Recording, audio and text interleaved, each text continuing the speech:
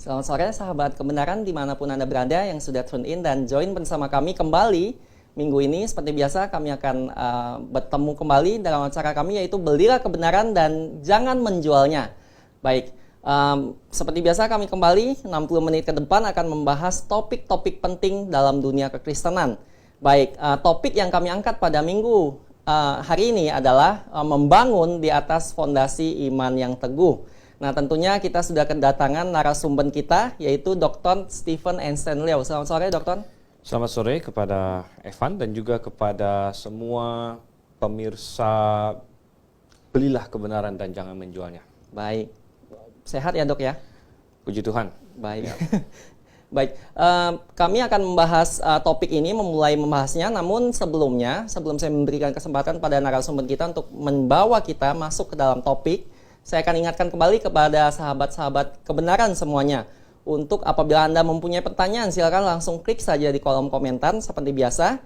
Dan apabila Anda ingin berbicara langsung dengan kami, menghubungi kami, silakan di WA call kami di 0811 9222 313. Saya ulangi di 0811 9222 313. Baik, topik yang kita bahas pada sore ini mungkin cukup penting ya, sangat mendasar ya, yaitu fondasi begitu ya. Ya, benar seperti sekali. juga Tuhan Yesus berkata di Matius 7, ya berkata ada dua macam fondasi. Ada yang membangun dari di atas pasir dan ada yang membangun di atas batu.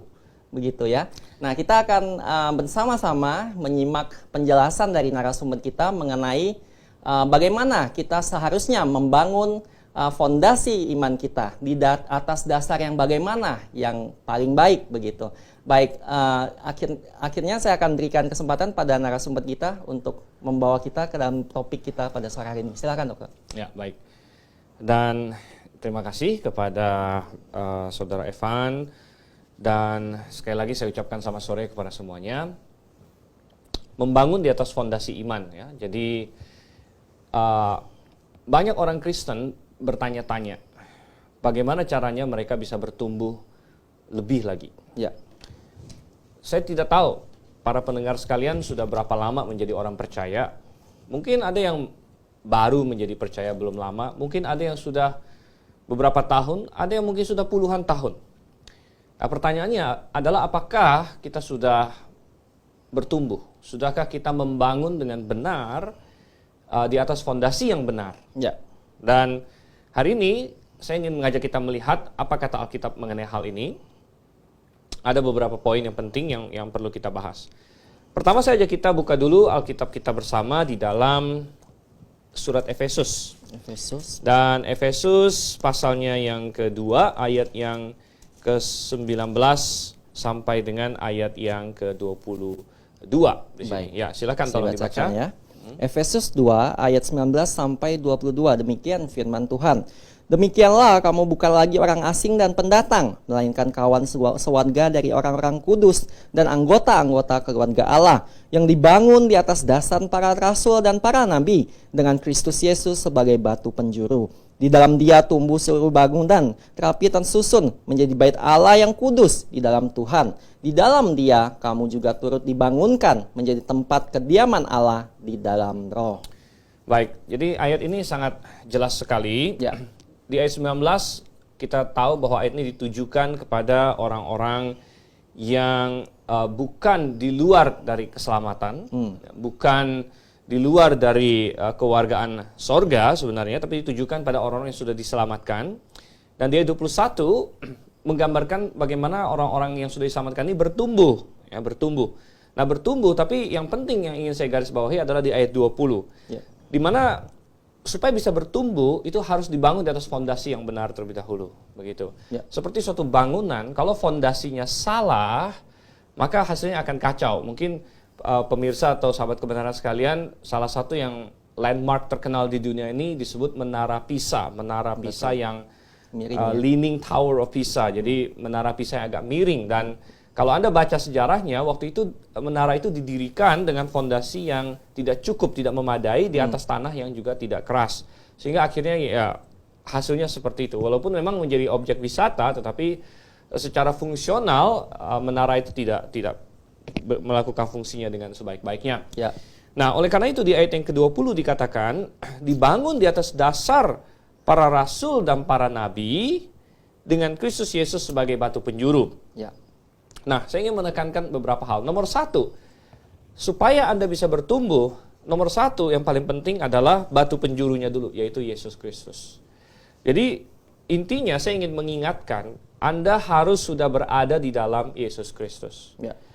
Kalau Anda belum berada di dalam Yesus Kristus, maka saya tidak peduli apakah Anda sudah berapa lama menjadi orang Kristen, statusnya di KTP kah, di surat baptis kah, sudah berapa lama Anda menjadi anggota gereja, sudah berapa lama Anda ada dalam paduan suara, dalam kemajelisan, dalam apa segala macam. Itu semua tidak penting. Tuhan tidak akan tanya itu. Bukan Anda berada di gereja, di organisasi, di antara guru sekolah minggu, di paduan suara, bukan. Tapi apakah Anda ada di dalam Kristus? Nah, di dalam Kristus berbeda dengan berada di dalam gereja, begitu. Banyak orang hari ini berada dalam gereja, namun tidak ada di dalam Kristus. Ya. Nah, kita harus berada di dalam Kristus. Coba kita buka satu ayat lagi di dalam 1 Korintus. 1 Korintus pasalnya yang ketiga.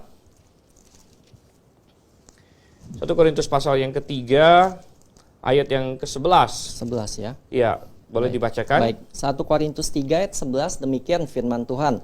Karena tidak ada seorang pun yang dapat meletakkan dasar lain daripada dasar yang telah diletakkan, yaitu Yesus Kristus. Baik, jadi tidak ada dasar lain yang bisa selain daripada Yesus Kristus.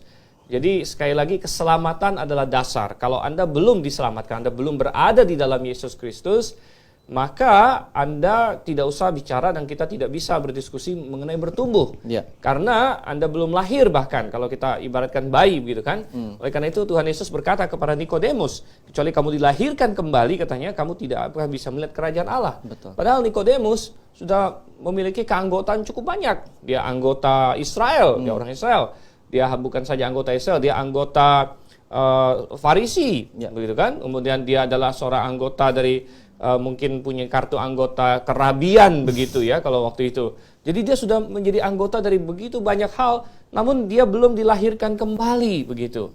Nah, pertanyaannya yang harus dijawab oleh setiap orang yang sedang menonton ini adalah apakah Anda sudah berada di dalam Yesus Kristus? Ya. Mungkin Anda bertanya, bagaimana caranya saya bisa berada dalam Yesus Kristus?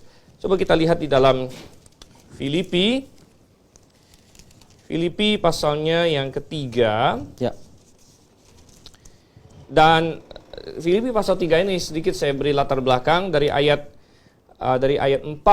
Paulus bilang sebenarnya kalau mau ngomong soal hal-hal lahiriah yang tadi kita sebutkan, keanggotaan dalam berbagai hal, Paulus bilang aku lengkap ya, aku orang Yahudi, aku disunat dan sebagainya.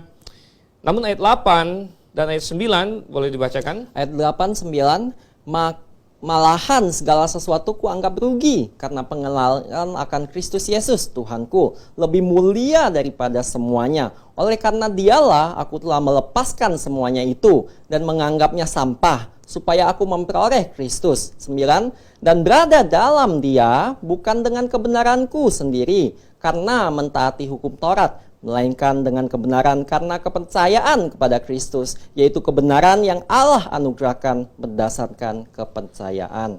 Filipi 3 ayat 9 ini adalah ayat yang sangat indah, sangat jelas Ya. bagaimana seseorang bisa berada di dalam Yesus Kristus. Kalau Anda ingin masuk ke suatu klub misalnya, biasanya ada syaratnya. Kadang-kadang Anda harus membayar uang, Betul. kadang-kadang entah ada syarat umur lah, syarat jenis kelamin lah, segala macam lah. Tetapi bagaimana bisa berada di dalam Yesus Kristus? Banyak orang salah berpikir dia bisa berada dalam Yesus karena Yesus ini kan kudus, Yesus ini kan Allah, maka dia pun harus sudah kudus dulu. Dia pun harus sudah sempurna dulu. Ya. Dia pun sudah harus mampu melakukan ya perintah-perintah Tuhan dan diuji. Wah, seperti ada tes gitu kan. Betul. Diuji, berhasil masuk, nah saya masuk dalam Kristus. Salah, saudara yang kasih Tuhan. Salah, karena kalau begitu caranya, tidak ada satu orang pun di dunia ini yang mampu. Sekali lagi, tidak ada satu orang manusia di bumi ini yang mampu Ya. untuk melakukan hukum.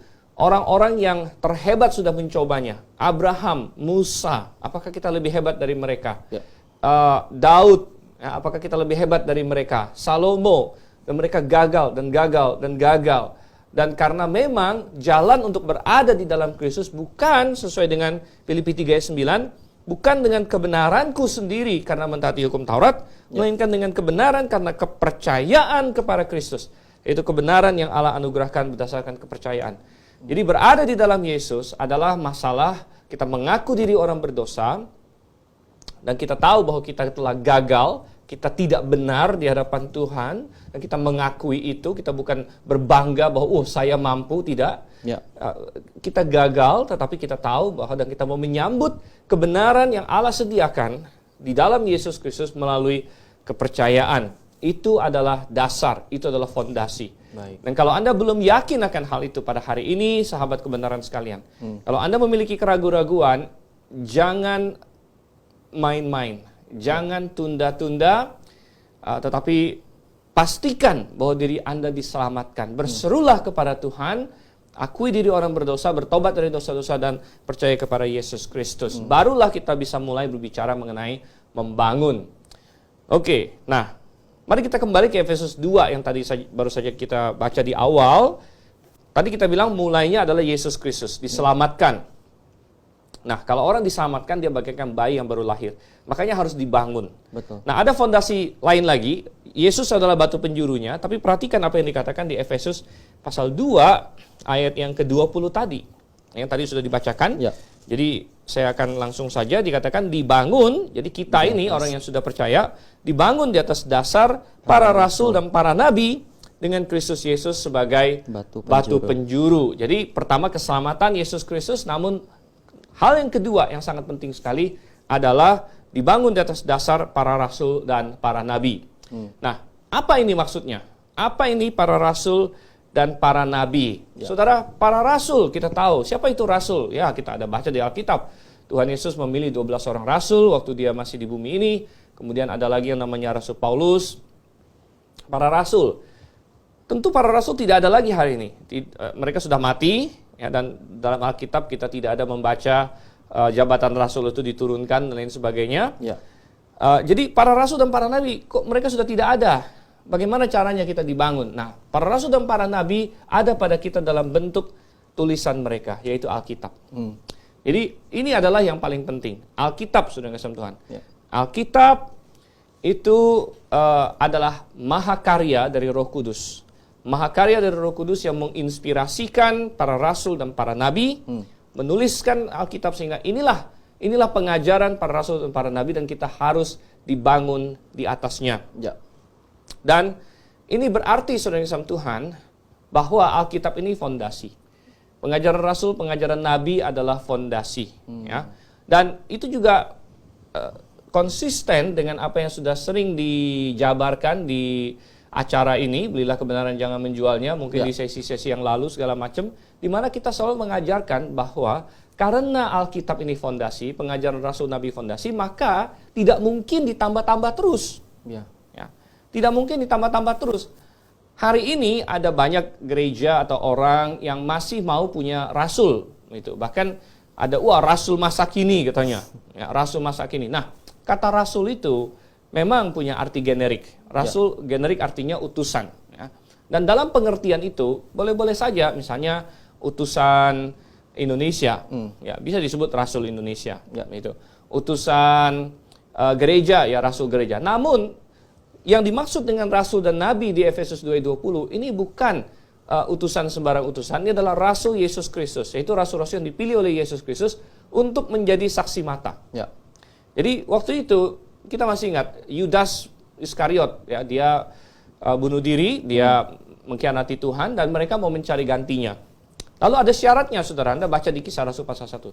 Syarat untuk menjadi seorang rasul adalah dia menjadi saksi mata dari kebangkitan Yesus Kristus. Itu tujuan utama dari rasul. Ya. Oleh karena itu, hari ini tidak mungkin lagi ada rasul dalam pengertian yang seperti itu. Dalam pengertian yang seperti Rasul Paulus atau Rasul Petrus. Tidak mungkin. Jadi saksi mata ya Pak. Ya, karena tidak ada lagi ya. Betul. Dan oleh karena itu, saudara kasih Tuhan, kita percaya kanon tertutup. Ya.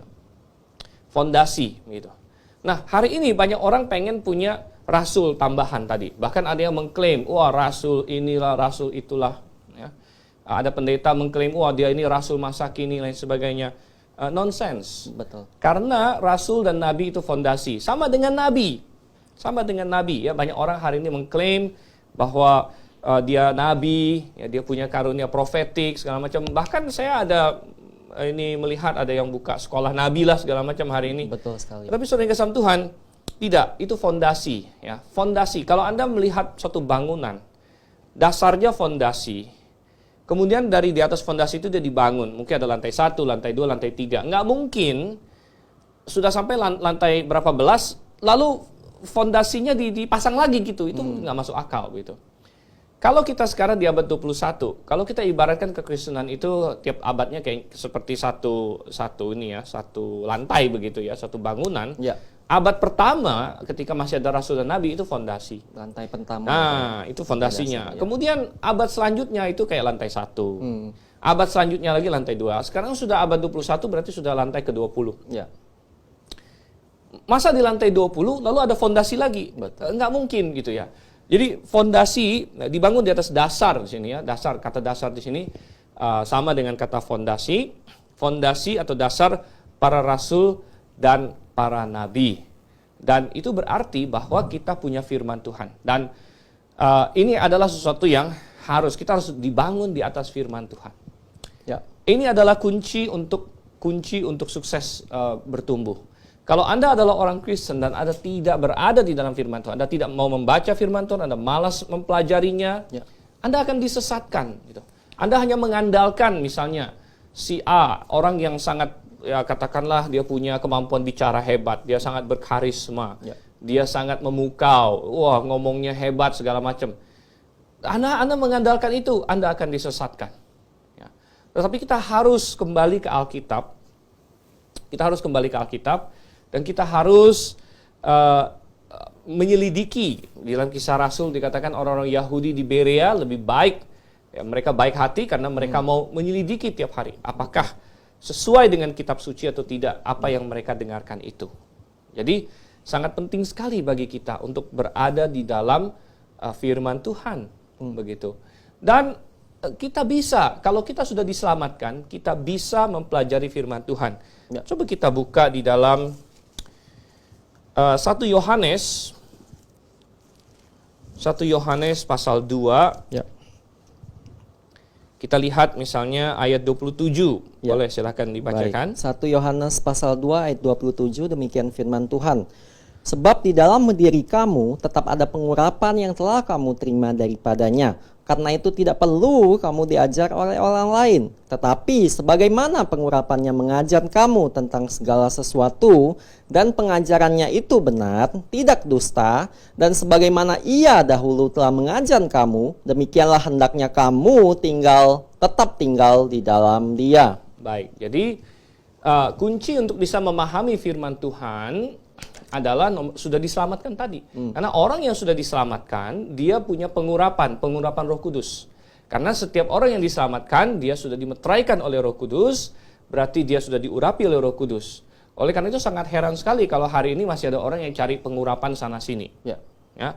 Dan ada gereja yang menawarkan itu. Ya mungkin semacam marketing atau apa begitu ya. Wah, kamu datang diurapin dan sebagainya. Padahal Alkitab tadi 1 Yohanes 2 berkata kita sudah memiliki pengurapan, itu pengurapan Roh Kudus.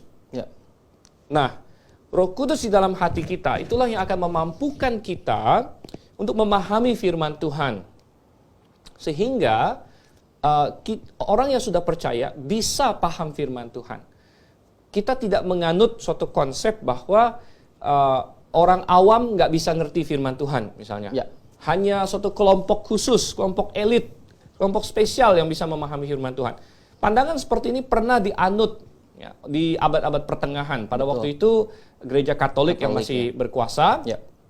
Mereka sempat punya suatu doktrin bahwa orang awam jangan baca Alkitab. Bahkan mereka tidak mau dan melarang Alkitab diterjemahkan ke bahasa vulgar mereka bilang atau bahasa sehari-hari begitu, melainkan tetap harus dalam Latin. Nah waktu itu Latin sudah menjadi bahasa intelektual, bahasa mati ya, dan dipelajari oleh imam-imam pada waktu itu lain sebagainya. Jadi hanya orang-orang yang terpelajar yang masuk ke dalam kepastorian dan lain sebagainya yang bisa membaca bahasa Latin Alkitab. Dan mereka berargumen waktu itu bahwa orang biasa jangan baca Alkitab, nanti kacau katanya. Jahat sekali Ya, Pak ya. tetapi Alkitab mengajarkan berbeda. Ya, Alkitab mengajarkan bahwa orang yang punya Roh Kudus bisa baca Alkitab, bisa memahami Alkitab.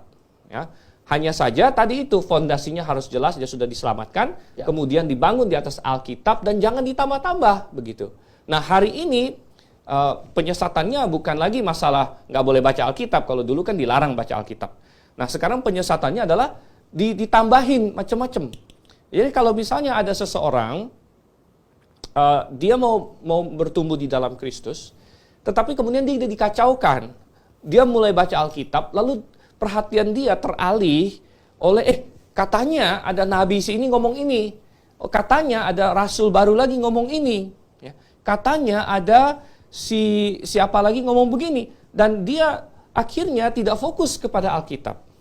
Melainkan dia teralihkan perhatiannya kepada si A, si B, si C yang ngomong segala macam lain ini. Betul. Maka dia tidak akan bertumbuh, maka dia akan makin mundur, Ya. bahkan akan makin dikacaukan dan makin disesatkan. Betul. Ya. Karena ya fondasi sudah jelas, jangan ditambah-tambah lagi begitu. Nah, selain itu ya untuk memahami Alkitab, ya kita perlu membaca Alkitab apa adanya. Apa adanya gitu ya. Karena kita percaya bahwa firman Tuhan ini diberikan dengan tujuan supaya manusia bisa paham. Dia bukan ditulis pakai bahasa rahasia kok begitu. Baik. Ini bahasa waktu itu ditulis pakai bahasa Ibrani dan Yunani dan sudah diterjemahkan ke bahasa kita, bahasa Indonesia dengan bahasa yang bisa dimengerti. Betul. Begitu. Nah, coba saya ajak kita buka di 2 Timotius pasal 2 ayatnya yang kelima. Pasal 2 ayat kelima 15 maksudnya. 15 ya. 15 Ya. 2 Timotius pasal 2 ayat 15 demikian firman Tuhan. Usahakanlah supaya engkau layak di hadapan Allah sebagai seorang pekerja yang tidak usah malu, yang berterus terang memberitakan perkataan kebenaran itu. Baik. Dalam bahasa Indonesia terjemahannya lumayan, tapi sebenarnya agak sedikit tidak literal sekali ya. Ya. Dikatakan di sini, usahakanlah supaya engkau layak di hadapan Allah sebagai seorang pekerja yang tidak usah malu, yang berterus terang memberitakan perkataan kebenaran itu. Di dalam King James Version saya bacakan, study to show thyself approved unto God, a workman that needeth not to be ashamed, rightly dividing the word of truth. Rightly dividing. Jadi kata yang dipakai di sini adalah ortotomo, artinya memotong dengan lurus. Memotong dengan lurus firman Tuhan. Loh, kok firman Tuhan dipotong dengan lurus? Maksudnya apa? Kenapa Paulus memakai istilah ortotomo, memotong dengan lurus? Kita harus ingat bahwa Paulus punya pekerjaan tenda, sampingan. Ya. Dia pembuat tenda. Betul. Kalau dia membuat tenda, dia harus banyak memotong. Memotong kain, memotong materi lah ya. Betul. Bayangkan kalau misalnya dia potong kainnya nggak bener gitu. Ya mungkin yang mesen bisa marah loh, kok tenda saya ini ada lubang di sini misalnya, atau tenda saya begini. Dia harus potong dengan lurus. Nah, dia terapkan hal yang sama dengan firman Tuhan. Artinya, seorang harus mampu membeda-bedakan, ya, memotong firman Tuhan, maksudnya membeda-bedakan masa-masa di dalam firman Tuhan. Ini yang sangat penting sekali. Ini yang kita sebut sebagai dispensasionalisme. Artinya, kalau kita baca Alkitab apa adanya, kita akan menemukan bahwa di masa-masa tertentu Tuhan punya aturan tertentu bagi manusia. Itu namanya dispensasi. Kata dispensasi berasal dari bahasa Yunani oikonomia. Oikonomia artinya semacam kepengurusan. Ya, jadi Tuhan itu tuan rumah, kita ini pelayan. Dan Tuhan tempatkan kita manusia sebagai pelayannya di dunia ini, dan kita punya tanggung jawab begitu. Nah, tanggung jawabnya beda-beda di zaman yang beda-beda. Nah, itu kita baca dalam Alkitab. Misalnya di Taman Eden, tanggung jawabnya beda dengan sekarang, yang sudah pasti, gitu ya. Di Taman Eden tanggung jawabnya jangan makan buah. Dan aturan mainnya juga beda. Aturan main misalnya masalah makanan. Di Taman Eden Tuhan bilang kamu boleh makan semua buah. Tidak boleh makan binatang, ya jelas belum ada yang mati kan. Nggak boleh makan binatang. Cuma boleh makan buah. Jadi aturannya beda, pokoknya kepengurusannya beda. Setelah manusia jatuh dalam dosa, oke, Tuhan ubah lagi. Tuhan kasih aturan yang baru, Tuhan kasih kepengurusan yang baru, begitu. Jadi ada masa-masa tertentu. Nah, ini harus dipahami ketika kita belajar firman Tuhan. Dan kalau kita gagal memahami ini, nanti akhirnya jadi kacau-kacau. Misalnya ada orang yang hari ini berkata, kita nggak boleh makan babi loh, ya, karena di kitab Imamat bilang nggak boleh makan babi. Betul. Begitu. Nah, dia gagal untuk tadi itu ortotomo atau memotong atau membeda-bedakan karena firman Tuhan bersifat progresif. Begitu. Atau misalnya dia bilang misalnya dia baca di kitab Keluaran atau kitab Imamat, kita harus cari imam, mana keturunan Harun hari ini kita jadikan imam misalnya. Nah, itu juga gagal untuk memahami karena dia tidak baca seluruh Alkitab. Mesti dia baca seluruh Alkitab. Kalau dia baca seluruh Alkitab, dia akan temukan bahwa ada masa-masa. Ada kepengurusan yang berbeda, ada ekonomia atau dispensasi yang berbeda-beda. Dan oleh karena itu kita harus membagi firman Tuhan, ya zamannya dibagi-bagi, ya. Dan kita hari ini hidup di zaman gereja lokal, kita bilang. Ya. Di zaman gereja lokal ini kita semua orang adalah imam. Ya, kalau di zaman Israel Harun dengan keturunannya adalah imam. Ya, jadi ini semua adalah bagian dari mempelajari firman Tuhan, dibangun di atas dasar iman, gitu ya, dibangun di atas dasar iman yang kokoh begitu. Ya.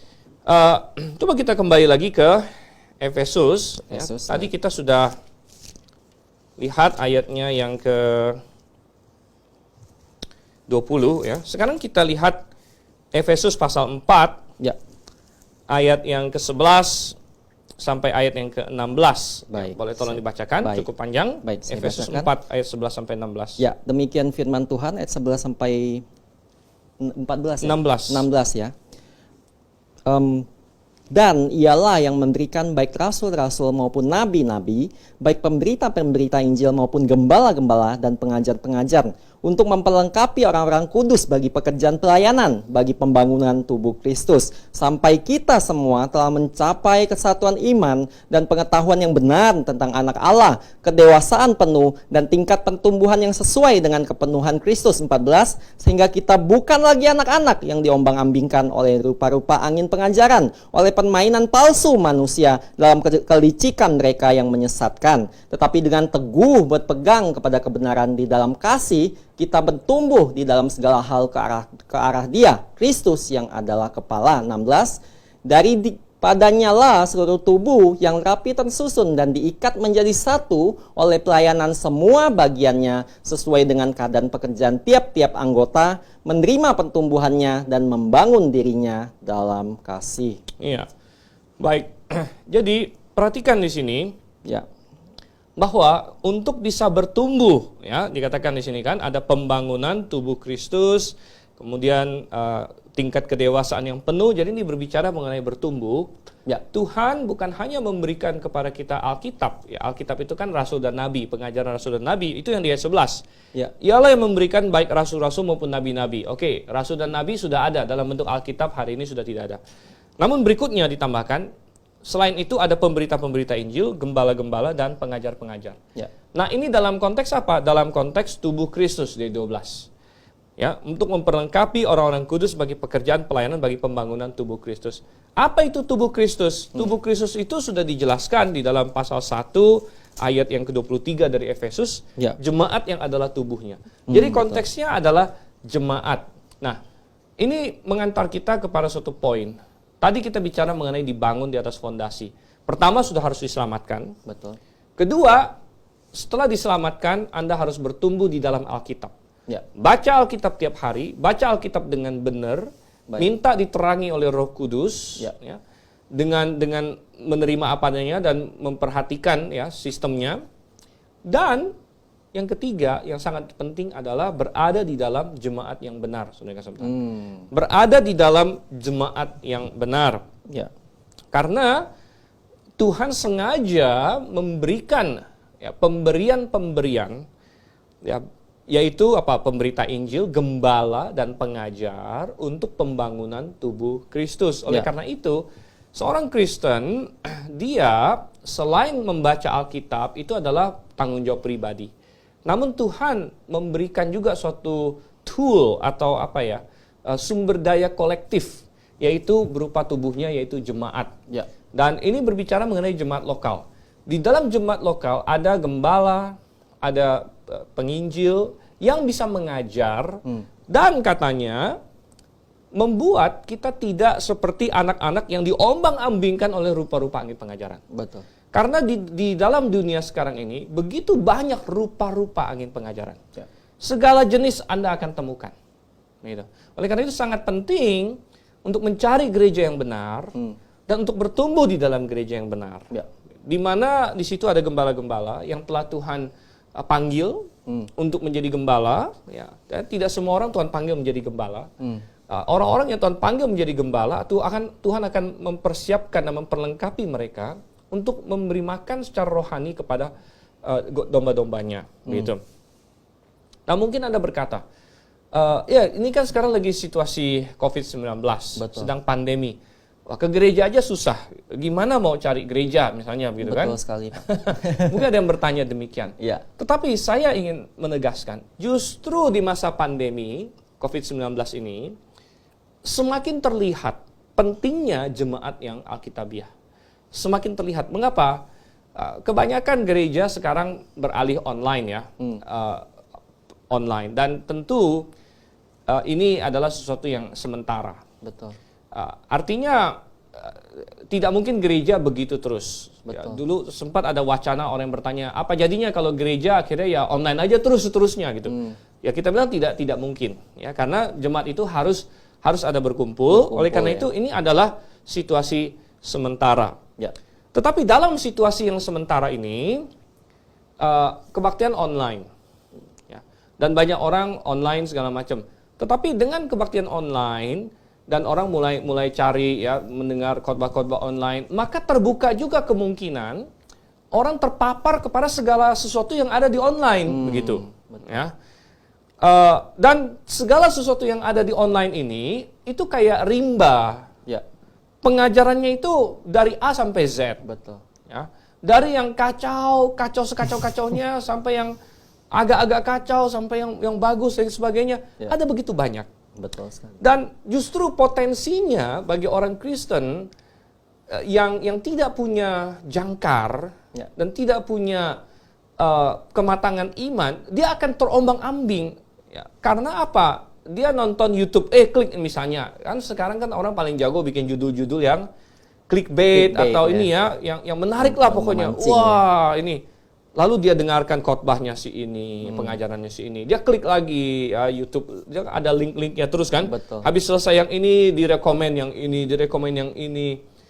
Dan seorang Kristen yang tidak punya dasar fondasi yang teguh, dia bisa menjadi sangat kebingungan karena gado-gado begitu. Semua yang dia konsumsi, khotbahnya si ini, pengajarannya si ini, segala macam, dia pusing sendiri akhirnya. Yang mana yang benar, kadang-kadang bertentangan satu dengan yang lain. Ya. Ada yang bilang begini, ada yang bilang begitu. Nah, disinilah letaknya pentingnya gereja yang Alkitabiah. Kalau Anda sudah menjadi bagian dari gereja yang Alkitabiah, ikutilah pengajaran gereja Anda begitu. Di limit, bukan berarti tidak boleh sama sekali. Betul. Tapi dibatasinlah ya, mengkonsumsi yang lain-lain, terutama yang mengacaukan begitu. Atau dikonfirmasi kepada penginjil atau gembala di dalam gereja yang Alkitabiah tersebut. Ya. Dengan demikian Anda tetap memiliki pertumbuhan. Anda tidak akan seperti ilalang yang ditiupkan angin yang kemari, diombang-ambingkan. Ya. Begitu. Betul. Nah, itu pentingnya suatu gereja yang Alkitabiah. Nah, mungkin Anda bertanya, oke, kita sudah bicara begitu panjang lebar, dibangun, bertumbuh di dalam Kristus. Fungsinya apa sih? Gitu kan? Ya. Fungsinya apa? Nah, coba kita buka kembali ke 1 Korintus 3 yang tadi sudah sempat kita baca satu ayatnya, yaitu ayat 11. Ya. Tapi kita lanjutkan sekarang ayat 12 sampai dengan ayatnya yang ke-15. Baik, 1 Korintus 3 ayat 12 sampai 15 demikian firman Tuhan. Entahkah orang membangun di atas dasar ini dengan emas, perak, batu permata, kayu, rumput kering atau jerami. Sekali kelak pekerjaan masing-masing orang akan nampak. karena hari Tuhan akan menyatakannya, sebab ia akan nampak dengan api, dan bagaimana pekerjaan masing-masing orang akan diuji oleh api itu. Jika pekerjaan yang dibangun seseorang tahan uji, ia akan mendapat upah. Jika pekerjaannya terbakar, ia akan menderita kerugian, tetapi ia sendiri akan diselamatkan, tetapi seperti dari dalam api. Baik, mengapakah kita perlu membangun di atas dasar fondasi? Karena suatu hari kelak, pekerjaan kita akan nampak di dalam tahta pengadilan Kristus. Ini berbicara, perikop ini bicara mengenai tahta pengadilan Kristus. Nah, kabar baiknya adalah tahta pengadilan Kristus ini ditujukan bagi orang yang sudah diselamatkan. Ya. Sehingga tadi kita baca di ayat ke-15, seburuk-buruknya orang itu tetap diselamatkan. Ya. Kalaupun pekerjaannya terbakar, dia akan menderita kerugian, namun ia diselamatkan. Karena ini adalah tahta pengadilan Kristus khusus untuk orang-orang yang sudah berada dalam Kristus, sudah punya fondasi Yesus Kristus. Namun yang mau Tuhan uji di sini, yang mau Tuhan adili di sini adalah kamu membangun apa di atasnya. Ya, apa yang kamu bangun di atasnya? Kamu sudah diselamatkan. Ada orang yang diselamatkan di akhir-akhir hidupnya. Oke, Tuhan tidak akan tuntut terlalu banyak. Misalnya penjahat di samping Tuhan Yesus. Betul. Udah mau mati, akhirnya kita lihat dia beriman pada Yesus. Dia tidak punya banyak kesempatan melakukan apa-apa. Betul. Tapi bagaimana dengan kita? Tadi saya bertanya, berapa lama kita sudah diselamatkan? Berapa lama kita sudah berada dalam Yesus Kristus? Kalau Anda belum yakin, jangan main-main sekali lagi. Pastikan Anda berada dalam Yesus Kristus. Tapi kalau Anda sudah berada dalam Yesus Kristus, Anda sudah diselamatkan, sudah lahir baru, Anda sudah membangun apa? Di atas dasar yang kokoh itu. Ya, dan katanya pekerjaan kita ini diibaratkan emas, perak, batu permata, atau kayu, rumput kering, dan jerami, dan nanti akan diuji dengan api. Betul. Dan yang tahan api akan lolos. Banyak orang bertanya pada saya, api ini apa begitu ya? Alkitab berkata bahwa firman Tuhan itu seperti api. Betul. Jadi saya yakin bahwa pekerjaan kita akan diuji dengan firman Tuhan. Maksudnya cocok nggak? Cocok nggak kehidupan kita, pelayanan kita, perbuatan kita dengan firman Tuhan? Cocok atau tidak begitu? Kalau misalnya kita bilang, oh saya mau bekerja untuk Tuhan, saya mau melakukan ini, A, B, C, D. Tapi sebenarnya kita melanggar firman Tuhan. Maka, ya itu seperti rumput yang akan terbakar. Kita berpikir bahwa kita sudah aktif untuk Tuhan. Tapi ternyata kita melanggar firman Tuhan. Ternyata kita tidak berada dalam kebenaran. Wah, sayang, pekerjaan kita akan terbakar. Ya, jadi pastikan Anda berada dalam Yesus Kristus, itu fondasinya. Kemudian Anda membangun di atas dasar fondasi Alkitab. Kemudian Anda berada dalam gereja yang benar. Itu semua akan memastikan Anda membangun dengan baik, dan suatu hari nanti pekerjaan Anda akan tahan uji. Baik. Oke, jadi sekian dari saya. Kita akan masuk ke dalam mungkin tanya jawab nanti. Baik. Begitu ya. Jadi saya serahkan dulu kepada moderator kita. Baik. Terima kasih narasumber kita, yaitu Dr. Stephen Ensendiel, sudah menjelaskan panjang lebar mengenai fondasi iman Kristen yang benar, yang dapat kita berteguh, berdiri di atasnya. Baik, sudah banyak pertanyaan yang masuk, tapi sebelumnya kita akan masuk sesi iklan dulu ya. Jangan kemana-mana, kita akan kembali setelah pesan-pesan berikut ini.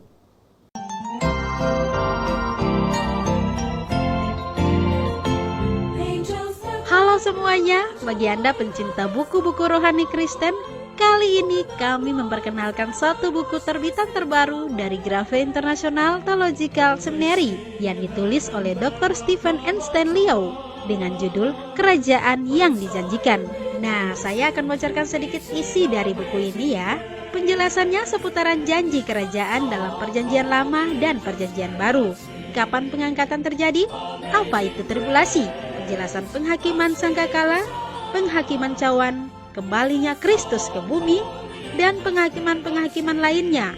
Dan tentu masih banyak lagi penjelasan-penjelasan penting di dalam buku ini. Buku ini menyajikan kepada pembaca sekalian melalui pembahasan yang alkitabiah. Dengan pemaparan yang induktif, apa isi dari pengharapan umat Allah sepanjang zaman dari Perjanjian Lama hingga Perjanjian Baru. Bagi Anda yang tertarik dengan buku ini, harganya terjangkau loh.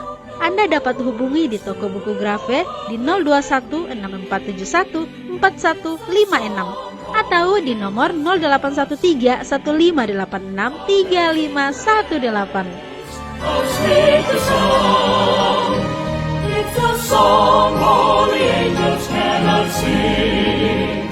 I once was lost, amazing grace, but now I'm found. Now I'm found.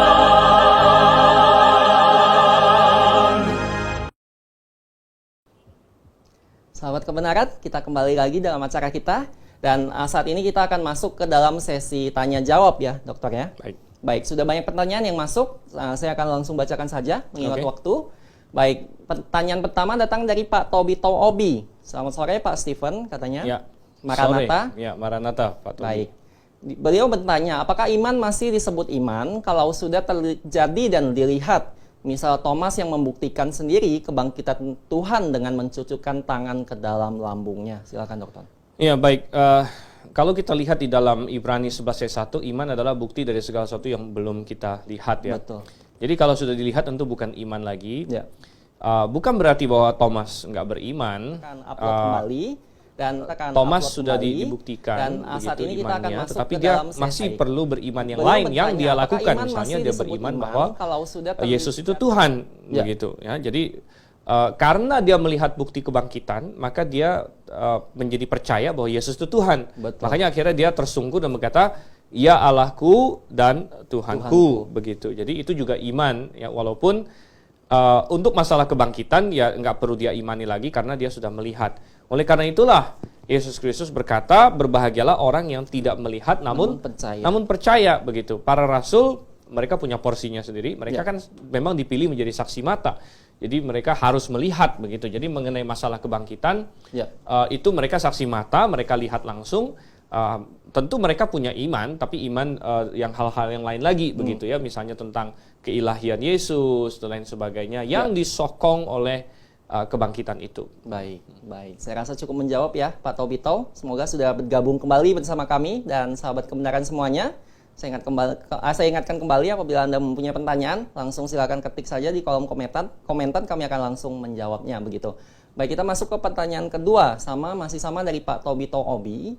Bagaimana urutannya? Dengan Injil dulu, lalu bertobat, lalu percaya, lalu beriman, lalu lahir baru, atau bagaimana Ordo Salutis yang Alkitabiah urutannya ini? Ya, Ordo Salutis adalah urutan keselamatan ya. Jadi kalau kita baca dalam Alkitab, di dalam Roma pasal 10 ayat yang ke-17, iman timbul dari pendengaran dan pendengaran oleh firman Kristus. Betul. Jadi sebelum ada iman, perlu dia mendengar firman Tuhan dulu, begitu ya. Jadi dia mendengar Injil dulu, baru kemudian dia beriman. Jadi percaya dengan beriman itu sama, begitu. Jangan dibeda-bedakan. Ya. Jadi, bagaimana dengan bertobat? Bertobat dengan beriman itu juga sebenarnya itu satu paket, sebenarnya ya, satu paket. Jadi sulit bagi kita untuk membeda-bedakan karena kita tidak tahu hati seseorang, tapi kita anggap itu satu paket bahwa ketika dia beriman dengan benar itu harus bertobat juga ya. Artinya iman yang benar itu mengandung pertobatan. Dan pertobatan yang benar itu mengandung iman begitu. Jadi paket ya. Jadi kita tidak perlu dibeda-bedakan ya berapa detik ini duluan dan lain sebagainya. Yang penting pokoknya yang pertama adalah dia itu mendengar firman Tuhan. Kemudian dia merespon melalui pertobatan dan percaya ya, tentu itu ada kerja Roh Kudus di situ. Betul. Ya artinya bukan pasif begitu saja, tapi Roh Kudus bekerja, tapi tetap tanggung jawab manusianya adalah dia merespon dengan bertobat dan percaya, baru kemudian dilahir barukan. Gitu ya. Jadi ini beda dengan urutan Calvinis misalnya. Ya, bagi yang pernah belajar Calvinisme, Calvinis bilang orang harus lahir baru dulu baru menjadi percaya. Ya, tapi kita membaca dalam Alkitab, misalnya Yohanes 1:12, setiap orang yang menerimanya diberinya kuasa menjadi anak-anak Allah. Jadi menerima dulu baru lahir baru menjadi anak Allah. Baik, gitu ya. Oke. Baik, saya rasa cukup menjawab. Namun di sini memunculkan pertanyaan lain karena ada konsep yang beredar bahwa kenapa harus bertobat begitu. Maksudnya adalah ada yang berkata bahwa bertobat itu adalah sesuatu yang kita lakukan gitu. Karena firman Tuhan berkata, engkau diselamatkan karena iman, itu bukan hasil usahamu, bukan hasil jerih payahmu, tapi adalah kasih karunia Allah semata begitu. Silakan. Iya, bertobat dengan iman itu saya bilang tadi itu suatu paket ya. Karena ketika kita beriman berarti kita percaya kan. Percaya apa yang Tuhan katakan. Dan percaya apa yang Tuhan katakan berarti pada saat yang sama kita percaya juga bahwa kita ini berdosa gitu. Ya. Nah, kita percaya bahwa kita berdosa dan percaya bahwa kita selama ini salah. Nah, Betul. inilah bertobat itu. Jadi bertobat itu bagian dari iman yang benar sebenarnya. Baik. Yaitu bagian di mana kita melihat diri kita sebagai orang yang berdosa dan memerlukan keselamatan. Ya. Itu kan bagian dari iman juga. Maksudnya kita harus percaya apa yang Alkitab bilang bahwa kamu ini orang berdosa dan akan masuk neraka gitu. Ya. Nah, dan kita takut, ya. Kita takut dan kita bilang saya mau diselamatkan dari hal ini. Ya, Nah, itulah pertobatan itu yang satu paket dengan iman. Kemudian iman itu meraih atau berseru kepada Yesus Kristus begitu. Jadi itu satu paket sebenarnya semuanya. Artinya begini. Kenapa kita tambahkan pertobatan? Karena di dalam Alkitab memang ada kata bertobat begitu. Memang ada kata bertobat dan kita tidak mau ada orang yang berpikir begini. Oh, saya mau masuk surga, gampang, saya tinggal doa terima Tuhan Yesus. Tapi saya tetap bisa asik berdosa begitu. Betul. Nah, berarti dia belum sepakat dengan Tuhan mengenai betapa buruknya dosa ini gitu. Nah, jadi dia bertobat itu artinya kita mau diselamatkan dari dosa, bukan hanya sekedar mau bebas dari Neraka mungkin. bebas dari konsekuensi dosa atau Betul. neraka begitu. Ya. Baik. Jadi bertobat itu satu paket ya. Satu Pak, ya? paket dengan beriman yang Karena benar. ada yang berkata mungkin ya saya percaya aja, namun kenapa saya harus berhenti berokok begitu? Kenapa saya harus berhenti minum-minum? Padahal jiwa saya sudah diselamatkan, saya percaya sama Tuhan, Tuhan sudah mati di atas kayu salib menggantikan saya begitu. Bukankah itu inti Injil begitu, Pak? Iya, memang begini. Artinya, Bukankah maksudnya adalah iman kita kan bukan hasil perbuatan kita begitu. benar. Kita tidak perlu melakukan apa-apa. Benar, artinya begini, Ya. seseorang yang beriman bukan tergantung dia berhasil nggak berhenti merokok atau berhasil nggak dia berhenti mabuk begitu ya. Namun di dalam hatinya harus ada pertobatan di mana dia tahu bahwa dan dia setuju dengan Tuhan bahwa ini adalah hal yang buruk gitu. Dan dia berseru kepada Tuhan, Tuhan selamatkan saya dari ini, dari dosa saya ini. Nah, bahwa kadang-kadang dia bisa jatuh lagi ke dosa itu bisa saja. Ya. Bisa saja begitu ya. Tapi dalam hatinya harus ada seruan pertobatan Tuhan ya. Aku ini orang berdosa ya. Termasuk di dalamnya mungkin aku pemabuk Ya. ya, termasuk di dalamnya mungkin aku pecandu apa begitu ya. Dan Tuhan aku perlu diselamatkan begitu. Betul. Aku perlu diselamatkan dan seruan itulah pertobatan dan dia percaya kepada Yesus untuk menyelamatkan dia dan itu yang akan Tuhan responi dengan keselamatan begitu. Dan kalau dia benar diselamatkan dan dia bertumbuh seperti yang tadi kita ngomong, Ya. maka dia akan punya kekuatan untuk lepas dari itu semua sebenarnya begitu ya. Tetapi ada orang-orang Kristen yang kemudian jatuh dalam dosa itu lagi begitu ya. Itu tidak itu bukan masalah keselamatan begitu. Ya, paham ya? Ya, saya rasa cukup jelas. Oke. Terima kasih, Dokter. Baik, pertanyaan selanjutnya dari Pak Tobito juga, kapan orang disebut beriman? Apa syarat orang dikatakan beriman pada Yesus? Ya, beriman artinya percaya begitu. Percaya, ya. Ya percaya, tapi beriman yang benar itu percaya yang sesuai Alkitab katakan, artinya bukan percaya ada Yesus gitu. Ya. Tapi percaya dan berseru ya kepada Yesus untuk menyelamatkan. Artinya gini loh. Iman yang benar-benar iman itu iman yang begini. Saya ambil contoh ya. Ya. Kalau saya bilang misalnya Evan, nanti kamu pulang jangan lewat sana, di sana ada bahaya ya. Lalu oke, percaya atau enggak? Ya percaya. Nah, percaya kalau benar-benar percaya dia nggak akan lewat sana gitu. Betul. Nah, artinya iman yang benar adalah iman yang benar-benar percaya dan itu mengubah kita begitu. Ya. Ya. Saya percaya Yesus itu Tuhan, ya. Maka saya akan menyembah Dia. Ya. Ya, saya akan ikut Dia, gitu. Karena ada penginjilan, saya dulu pernah mendengar ya, salah orang dia bersaksi penginjilannya begini, dia datang ke rumah orang, kebetulan orang itu agama lain. Ya. Lalu dia bilang gini, kamu mau nggak masuk surga? Ya maulah, orang itu bilang, mau masuk surga. Oh, mau masuk surga, ini doa ini sama saya, kamu bisa masuk surga. Ya doa ini kan, dia ada doa terima Tuhan Yesus segala macam. Oh ya oke lah, saya doa terima Tuhan Yesus. Lalu akhirnya setelah dia doa, dia bilang, oh selamat, kamu sudah diselamatkan. Ayo nanti hari Minggu ke gereja ya. Orang itu jawabnya apa? Loh, saya kan bukan orang Kristen. Lah, lalu artinya yang tadi semua dia lakukan itu dia nggak paham sama sekali. Betul. Gitu. Dia nggak paham sama sekali, dia hanya secara psikologis dimanipulasi. Kamu mau nggak masuk surga? Ya. Kalau mau masuk surga ini loh, ayo ikut doa sama saya. Tanpa ada pemahaman bahwa, kalau saya percaya Yesus, itu ada konsekuensinya. Ya, itu berarti saya mau ikut dia. Itu berarti saya mengakui yang lain salah, gitu. Ya. Itu berarti yang selama ini saya sembah itu kosong. Nah, itulah pertobatan yang satu paket dengan iman itu tadi. Begitu ya. Uh-uh. Jadi tidak hanya membacakan apa isi doanya, Bukan Pak, ya. hanya sekedar kayak ngapalin doa apa Betul, gitu, betul. bukan. Baik. Kita lanjut ke pertanyaan selanjutnya. Apa maksud Tuhan kalau punya iman sebesar biji sesawi saja, kamu dapat memindahkan gunung dan takkan ada yang mustahil bagimu? Apakah ini literal? Dan apakah iman semua umat manusia sekarang ini tidak ada yang sebesar biji sesawi? Buktinya tidak ada yang imannya dapat memindahkan gunung. Beliau berkata. Silakan Ya, dijawab, Dok. begini, iman itu bukan magic. Ya, iman itu kebalikan dari magic. Ya. Magic itu kita mau memanipulasi kuasa untuk keperluan kita.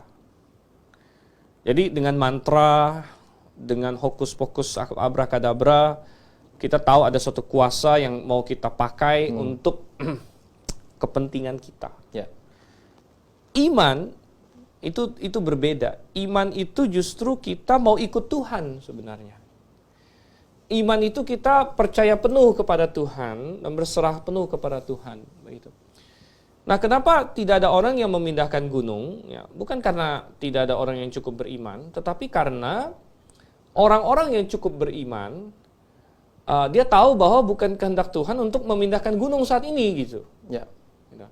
Karena iman yang benar, ya, adalah iman yang mau ikut dengan Tuhan. Ya, artinya kita bukan memanipulasi Tuhan untuk ngikut kita sebenarnya, iman itu. Ya. Ya. Tapi iman itu adalah kita yakin akan Tuhan dan kita yakin bahwa Tuhan akan menolong, dan sudah ada hal-hal yang jauh lebih hebat dari masalah memindahkan gunung. Ya, misalnya di dalam Alkitab membangkitkan orang mati, ya, itu lebih hebat dari memindahkan gunung dan sebagainya. Selama itu di dalam kehendak Tuhan.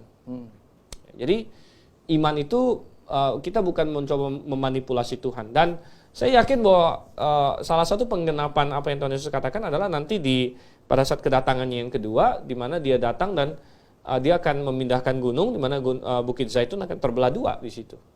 Begitu ya, di dalam akhir tribulation di situ. Ya. Oke. Baik, saya rasa cukup menjawab. Baik, kita dapat pertanyaan dari Pak Christopher Clement Cyrus ya. Beliau berkata, Pak Stephen, ada beberapa hamba Tuhan yang berkata, iman adalah anugerah, dengan mengutip Efesus 2 ayat 8-9. Bagaimana pendapat Bapak?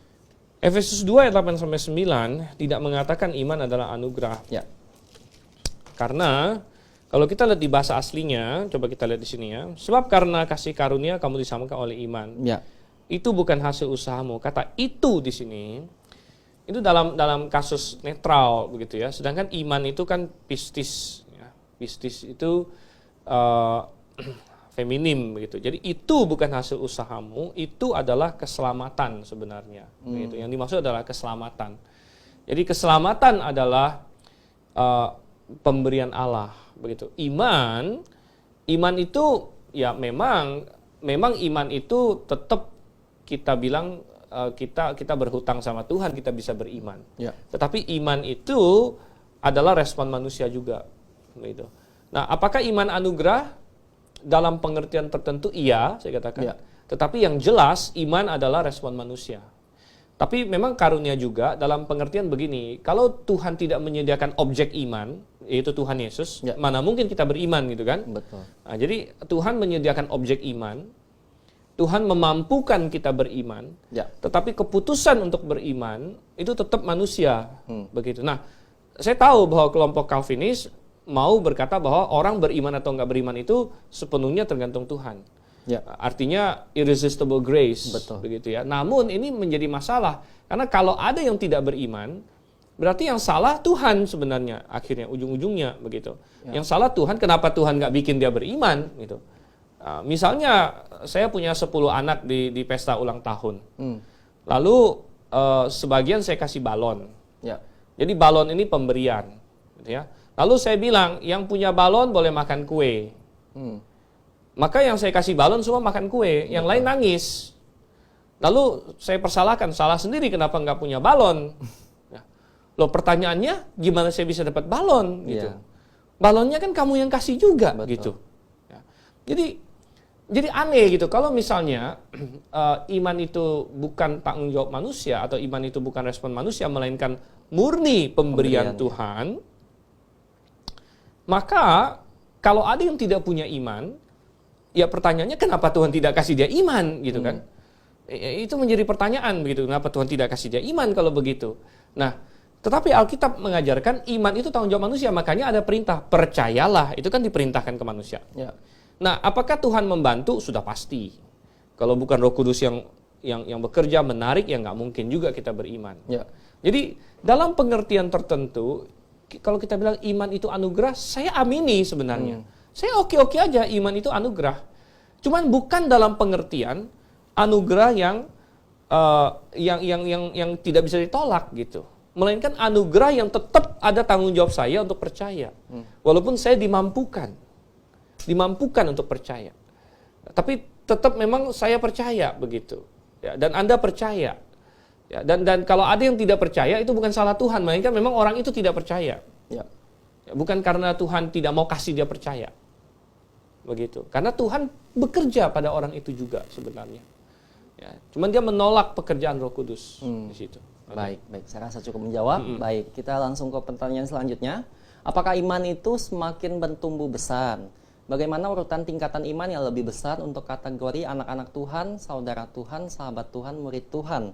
Dan kapan kita layak disebut demikian masing-masing? Ya jelas iman itu bisa bertumbuh. Betul. Ya, jelas iman itu bertumbuh. Makanya semakin kita mengenal Tuhan, mengenal firman Tuhan, ya semakin kita bisa paham itu semua. Mengenai anak Tuhan, ya semua yang sudah diselamatkan ya anak Tuhan, gitu kan? Kalau dibilang saudara Tuhan, ya saudara Tuhan Yesus ya bisa dibilang, ya karena Tuhan Yesus yang sulung begitu. Betul. Sahabat Tuhan, ya kalau kita punya hubungan yang erat dengan Tuhan, ya Abraham disebut sahabat Tuhan. Murid Tuhan, ya kalau kita belajar terus dari Tuhan, nah itu, ya jadi ya itu semua saya rasa ya istilahnya cukup jelas lah ya. Baik, cukup menjawab ya. Kita langsung ke pertanyaan selanjutnya. Apa maksud ayat ini, yaitu di Lukas 14:26? Jikalau seorang datang padaku dan ia tidak membenci bapaknya, ibunya, istrinya, anak-anaknya, saudaranya, ia tidak layak buatku, kan? Dan mengapa Tuhan memilih kata membenci begitu? Ya, Tuhan memakai kata membenci untuk memberikan kontras yang besar begitu. Bukan berarti kita membenci mereka karena kita kan disuruh mengasihi orang tua, mengasihi istri, yaitu tanggung jawab kita mengasihi anak-anak kita. Namun membenci di sini adalah dalam kontras begitu. Ya. Karena kalau kita lebih mengasihi yang satu dibanding yang lain, kadang-kadang atau dalam bahasa komparatif itu seolah-olah kita membenci yang ini.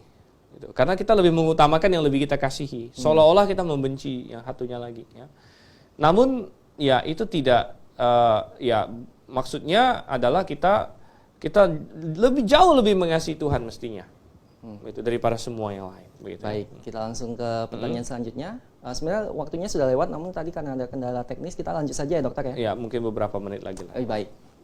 Baik, kalau begitu ini pertanyaan terakhir ya. Oke. Baik, pertanyaan terakhir, mengapa orang-orang Kristen masih menyebut diri mereka hamba Tuhan, padahal Tuhan sendiri tidak mau demikian.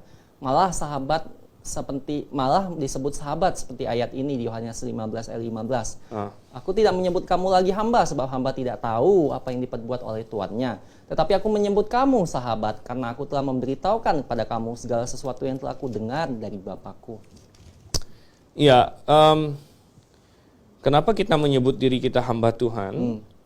Walaupun Tuhan ini ya, maksud Tuhan di ayat itu bukan berarti bahwa kita bukan hamba Dia lagi, kita tetap hamba Dia. Tapi maksudnya kita ini bukan sekedar hamba gitu maksudnya. Ya.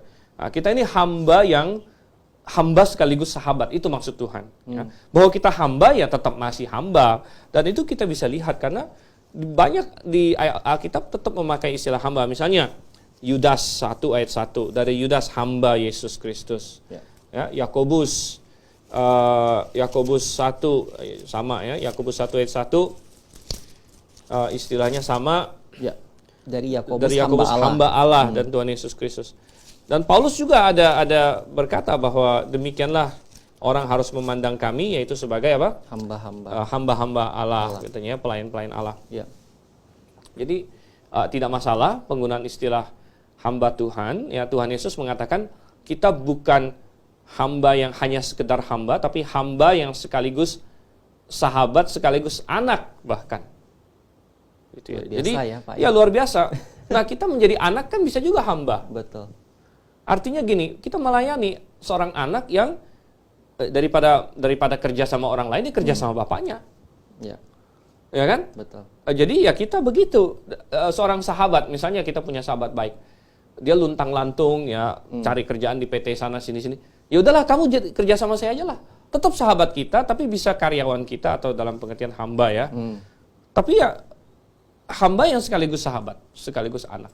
Begitu. Ya. Baik, saya rasa sangat jelas. Baik, seperti biasa, itu tadi pertanyaan terakhir dan saya akan berikan kesempatan pada Dr. Stephen untuk memberikan closing statement. Baik. Dokter. Jadi, saudara yang kasih Tuhan, pastikan diri Anda berada dalam Yesus Kristus, itu yang sangat penting sekali. Dan pertanyaannya adalah, apakah Anda sudah dibangun di atas Yesus Kristus? Itu tanggung jawab kita. Dan Anda bisa dibangun kalau Anda jelas di atas firman Tuhan, tidak digoyahkan dengan wahyu-wahyu yang liar, yang lain lagi. Dan Anda juga penting sekali untuk berada dalam jemaat yang alkitabiah, di mana Anda benar-benar ada gembala, penginjil, lain sebagainya, supaya Anda tidak diombang-ambingkan oleh rupa-rupa angin pengajaran. Ya, itu adalah kehendak Tuhan bagi kita. Ya. Dan suatu hari kelak nanti kita akan diuji pekerjaan kita masing-masing dalam tata pengadilan Kristus. Baik, jadi sahabat kebenaran, demikian closing statement-nya, luar biasa. Jadi atas dasar apa kita akan membangun fondasi iman kita? Itu kembali lagi kepada kita untuk menjawabnya, begitu. Baik, sahabat kebenaran, dengan berakhirnya closing statement dari narasumber kita, berakhir juga acara kita pada sore hari ini. Dan saya ingatkan kembali, memang tadi banyak pertanyaan yang sudah masuk dan belum sempat dijawab ya dokter ya. Namun jangan khawatir, kami akan memasukkan pertanyaan tersebut ke dalam grup WA dan linknya sudah ada di kolom komentar. Jika Anda belum join, silakan klik linknya dan Anda akan otomatis join ke dalam grup WA kami, begitu. Baik, kemudian kami juga karena tadi ada kendala teknis dan terputus pembahasan dari Dr. Stephen, tidak usah khawatir, kami sudah rekam dan kami akan upload. Jadi mohon ditunggu saja, begitu. Baik, akhir kata kami seluruh kru yang bekerja dari Studio Grave 1 Sunten, Jakarta Utara maupun saya dan narasumber Dr. Stephen mengucapkan terima kasih atas kebersamaan kita selama 60 menit lebih ya tadi ya. Dan kami mengucapkan selamat melanjutkan aktivitas Anda kembali dan Maranatha.